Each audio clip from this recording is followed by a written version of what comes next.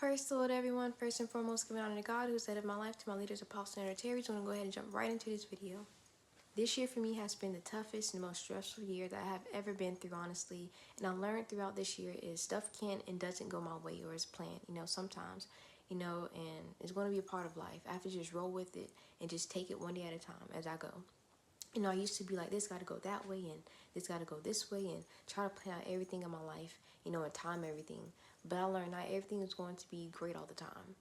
Even with the things that I do have control over, I sometimes don't have control over. And I just feel like I had so much stress and just feel like something, comes after another all this year. And I try not to talk about it, how I feel to anyone, and sometimes not even to God, because I don't want to, feel like I'm complaining. Like, I learned if I don't talk about what's happening or what I'm going through to God or someone, then I just let that stress and that overwhelmingness just build up on me. And we're going to be coming from James 1:2-5. It reads, "My brethren, count it all joy when you fall into various trials, knowing that the testing of your faith produces patience. But let patience have its perfect work, that ye may be perfect and complete. Lack nothing. If any of you lacks wisdom, let him ask God, who gives liberally and without reproach, and it will be given to him." That was James 1:2-5. And I'm sorry, my voice is kind of like low and raspy right now. It's like really early, so sorry for that. The testing of your faith produces patience. When we get tested in our faith, it produces that patience, that virtue that we need in order to wait on the Lord and to stay encouraged at all times. Because I used to get shaken when I had to wait. I didn't have patience at a time. When I had to get tested in my faith in the Lord, I had to wait. And in that waiting, I had to learn to be encouraged. I had to learn to encourage myself with the word and not doubt, and stop looking and walking in sight and in my flesh, and start walking in faith and looking in faith and believing and trusting God. And I had to learn, like, okay, just because this looks bad the way I see it in the natural on the outside, God is doing something for me spiritually. I just got to wait. I just got to stay encouraged.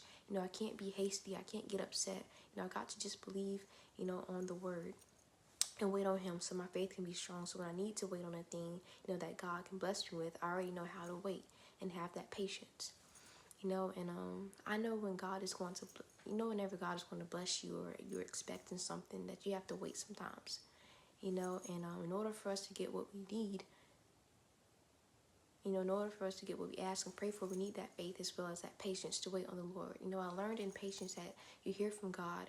He gives us clarity and wisdom. We have to ask God as we go through, what do you want me to learn from this? What do you want me to take from this? And help me to go through the right way, because I need this wisdom, your knowledge, your understanding to help me go through it. I had to start asking God and doing that, because I don't want to miss what God wants me to learn, and then I have to go through it all over again. But I had to learn that trials is here to strengthen us, that we have to go through them and to endure them. Now I'm about to read Philippians 4:11-13. "Not that I speak in regard to need, for I have learned in whatever state I am to be content. I know how to be abased, and I know how to abound. Everywhere in all things I have learned both to be full and to be hungry, both to abound and to suffer need. I can do all things through Christ who strengthens me." And throughout this year, even though I felt like, it has been a little hard, I thank God for it, because I learned how to be content and keep giving thanks in hard times. And that's what we have to do. And how can we grow or get to the next level if we haven't gone through the level we are at now? And how can we appreciate anything or any times that we have if we haven't gone through anything, or experienced anything? But count it joy as you go through. All it's doing is building you, strengthening you, maturing you, and you can help somebody else out. Just continue to stay content and encouraged as we all do go through the trials. I just really hope that this video encourages you and blesses you. Just pray while staying in the Lord. Thank you.